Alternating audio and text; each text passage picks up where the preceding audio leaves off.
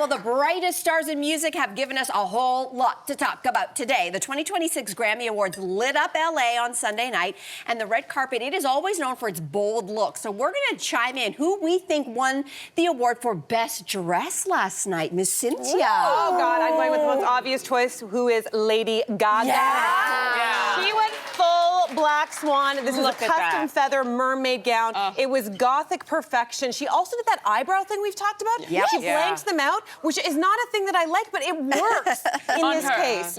To me, it's so vampiric. But what's especially notable is that this is done by a Canadian designer, okay? Yeah. I know. So this is not the first time she's worked with them. They're based originally in Montreal, and they go by Matière Faisales, which sounds very fancy in French. I might not have got the... Do you know what that is? Oh.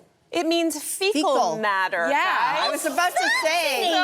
Fecal. That was what they went by. Fecal matter was their official name until this past year, where they changed it to make the French version. But anyway, their name represents the toxic excesses of fashion and the steadfast devotion that sustains them, which is very Gaga, I feel. Yeah, you're right. That is very Gaga. How about you? All right, so I'm on the opposite end of the spectrum with that style, and I chose Olivia Dean. She wore a custom Chanel black and white dress, and I'm telling you, the hair, the makeup, the dress, the shoes, she hit it on the head. She also won the award for Best New Artist, and she also won a big fight against Ticketmaster, who was trying to gouge the people who were trying to go to her concerts, and she won. So for many reasons, she is a winner in my books. Yeah. Wow. I felt like we saw a lot of gowns, a lot of suits, even like some things that look like medieval, and maybe even some figure skating outfits. But we didn't see anyone who looked like Shabuzi, who just seemed to embody what the Grammys are to me.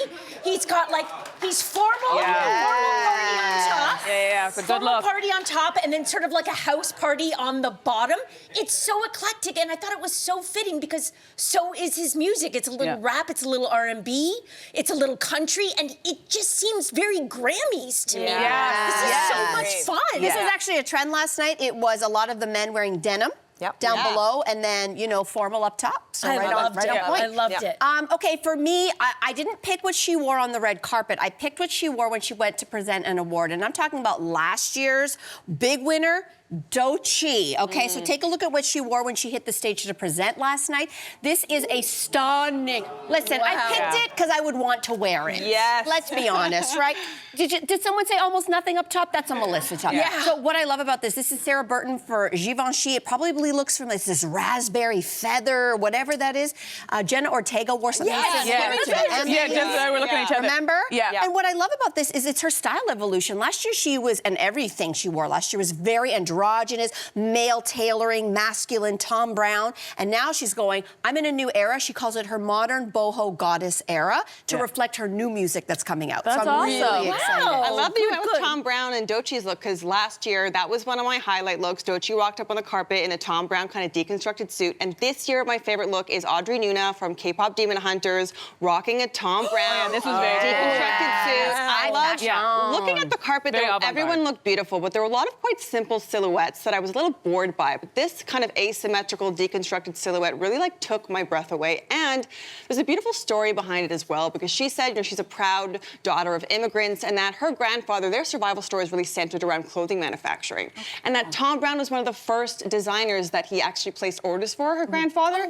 So to have this full circle moment where she's actually wearing that designer on the red carpet. This was Doechii last year. Is such a special, I think, a special full circle moment. I love that. That's stunning. Gorgeous. Little David Byrne, too. Like, you 100%. The bigger the suit, the better, baby. So that was our best dress. But listen, a lot of artists took risks last night. So who do you think took the biggest risk, Emilie? Okay, so I'm sitting at home and I'm watching the Grammys feed, and I see Chapel come on with this gorgeous kind of sheer garnet colored cape, and I'm thinking, this is sexy, beautiful, she looks amazing. And then all of a sudden, she drops the cape. And when she drops the cape, I scream at my TV because, well, here we are. Yes. You can't, So this is Miguel Castro Freitas for Mugler. It's actually inspired by Mugler from 1998 piece that caused quite the stir back then. This is it, you can see it here. So this really took my breath away. I mean, it's supposed to make you react. I think she absolutely killed nailed it on the red carpet because, you know, there are some concerns around, you know, whose gaze is she kind of dressing for, but I think it takes someone like Chappell to reappropriate a look like that, to totally own it, and to turn male gaze into empowerment. It blew me away. Can I just bring up one thing? Listen, this is the type of stuff I like to see on the Grammy red carpet. You're a rock star, give me rock star stuff. Yeah. And I was with this look. I love the whole thing until I got down to her very sensible church shoes, and I was like, no, girl. Look at those shoes. They're so not with the outfit that I was like, what did you do? Imagine if you trip, what happens then? Trip. Your dress is connected to honey, those the nipple boobs rings. are out. I was thinking, you know when you, ladies. You need comfortable shoes. You need comfortable You know what I was shoes. thinking? You can't risk that. You know when you wear a dress, ladies, that has a little bit of a train and inevitably someone's gonna step on it? Yes. That is not the train you want to step on. That's all I'm saying. Very true. Very true. Very true. Okay, so my risk taker, like obviously there was a lot of naked dressing as per usual on the red carpet last night, and Heidi Klum took it to a whole other level when she wore this dress. Oh, wow. Yeah, it's sort of a latex number. People online were saying it looks a little bit like melted American cheese or like that kind of Polly Pocket. I don't know if you remember those. Polly Pocket. You would snap on like they were toys. Anyway, the thing is what you're not seeing is when she walked in this dress, which it's a thing to behold because it was so tight. She had to kind of scuttle along. Yeah. And Scuttle is the word. It begs the question of like, how did this woman A, get there, and B, sit through the whole show?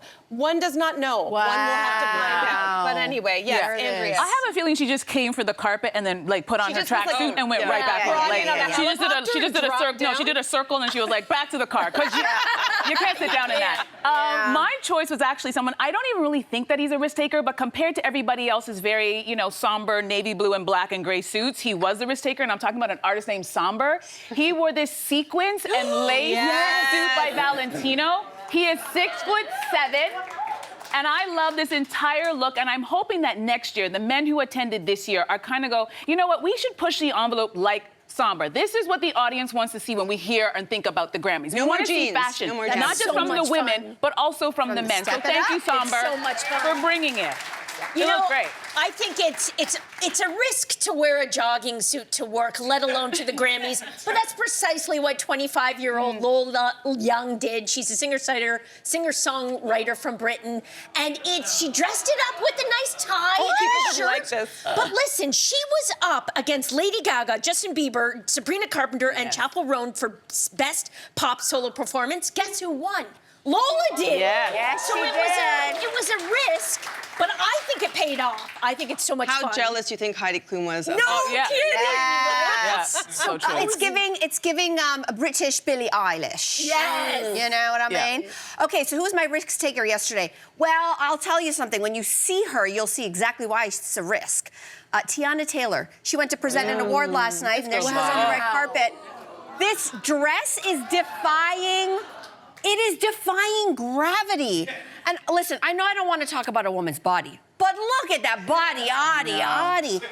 She is absolutely stunning. She has taken fashion and she's shown us how fashion can just put you on the map. She is highly talented. She just won a Golden Globe. But last night she was there at the Grammys because she was also nominated for a Grammy. Yeah, she's doing everything. She looked like that. And you know what the best part about all of her, she's been killing the red carpet. So the best part, she's her own stylist. She goes straight to the designers. She does not have a stylist. She goes and she puts the looks together with the actual designers. Save 20% My of gosh. it. Yeah. My gosh. Yeah, maybe she gets the 20% off. Perfection in a dress. So the 68th annual Grammy Awards will go down in history for unforgettable performances, for tributes, impassioned speeches. And we're going to start with, speaking of which, Bad Bunny, who not only won Album of the Year, first Latin artist to do so, but also delivered probably last night's strongest remarks, blasting the Trump administration's immigration crackdown. Yeah. Emily, what did you think of Bunny's big night? Yeah, I mean, it was expected and hoped that he would win, but the Grammys do Grammy sometime. You never know what they're going to do. Facts. So, and for me, this was such a monumental moment. Just seeing Bad Bunny take it in and process a solid 20 seconds and him having his head in his hands like that. I mean, this is such a rare moment. And after a 3.5-hour broadcast, for us to kind of stop time with him and be present in this way, because what is he considering right now? I think, you know, yes, the musical merit of this album and this win, absolutely. But I think what last last night and what we're learning and continue to learn is that music cannot or should not exist outside of the political and social realities it's made in. And, you know, Bad Bunny, this album, you know, so what's the context for Bad Bunny? You know, him being a proud Puerto Rican, his relationship to his homeland, to the extent that he had a 31-date residency in Puerto Rico and, you know, brought in hundreds, tens of millions of dollars into their economy. And that is all wrapped up in this album. And at this specific social and political time, to have this person and this man walk up on stage and win it, it is so much bigger than just an album winning an award. And I think that is how we can remember that the Grammys are still relevant in a way, because tying those realities together, it isn't in a vacuum, and it's really, it means so a lot. nicely said. Yeah, So nice. absolutely. And isn't It was the first awesome. Latin album to... It's the first fully Spanish album to ever win Album of the Year. Wow. And now it's like all eyes are going to be on the Super Bowl performance. Yeah, Like, next so week. much That is next week. pressure on him. Anyway, And pressure, and I guess it could be unfair in terms of the expectation, but I think he steps into it so gracefully and with such integrity, as we saw last night. Such a balance between the personal and political, which I think makes for the most actual, authentic kind of commentary, right? So true. Yeah, it's so great. Okay, well, we got to talk about Canada representation, and Justin Bieber won over even the harshest critics with his very stripped-down performance of Yukon. It had people talking for sure. Literally stripped down. What did you think of it? The New York Times actually described it really nicely. It feels like we've been following him from childhood stardom to adulthood, and there have been some bumps in the road, and that he hasn't always had a good time while he's doing it. But last night it felt like they described it as a re-emergence on his own terms and almost like a molting. Quite literally, he was shirtless and shoeless, just with a guitar, a mic, and a loop pedal, and the audience was just sort of waiting with bated breath, like, what's gonna happen? Is this gonna be okay? Is he okay?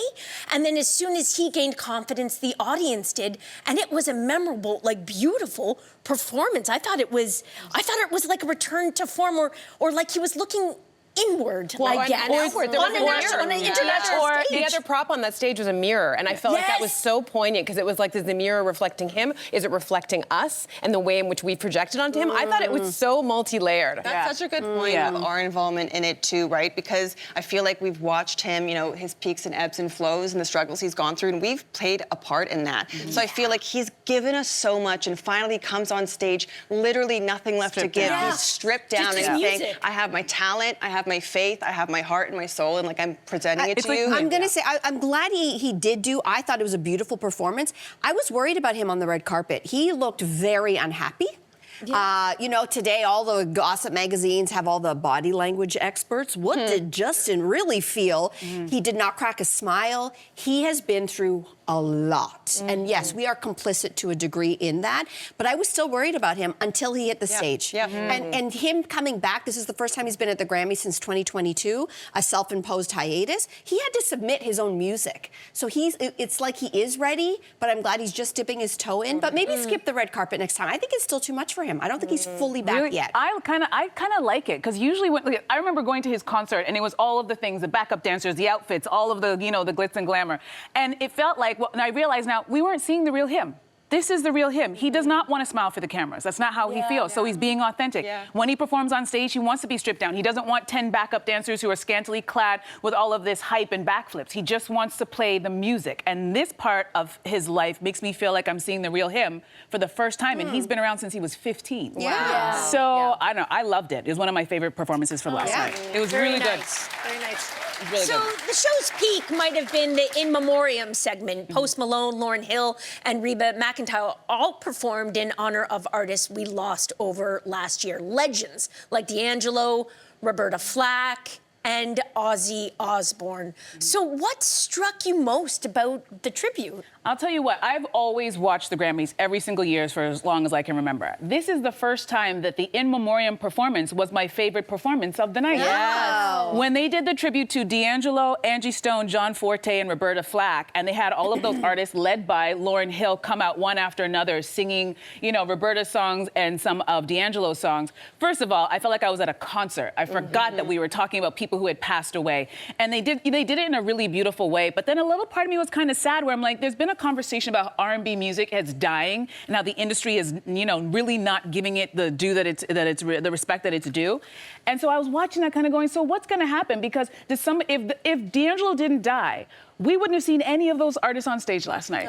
So where are we going? Where are we going to get that music? How come the industry has forgotten about that music? And I think that question made last night and current moment of Grammys iteration and reiteration so interesting. Because if you compare, it opened the show with the Best New Music, Best New Artist medley. Yeah. And if you compare those largely kind of TikTok-spurred breakthroughs to a legacy a collection of artists, I think that tends to be, as an audience member, you watch it and you either disconnect as a younger generation or you disconnect as an older generation.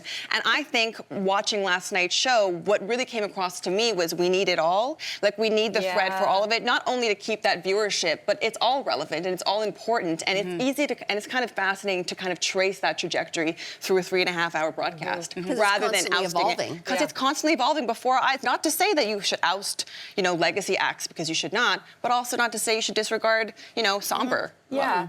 I think one of the things that struck me, because we started with Bad Bunny and talking about him and how political his music is, so that you can't really separate music and politics. I got kind of emotional. I was surprised watching Ozzy Osbourne, the tribute to him, because they played a song called War Pigs, which was done in the 70s, around the time of the Vietnam War. It is an anti-war anthem. And if you don't know it, the lyrics are just as relevant today. It talks a lot about how individuals and systems that perpetuate and profit from violence to pay attention.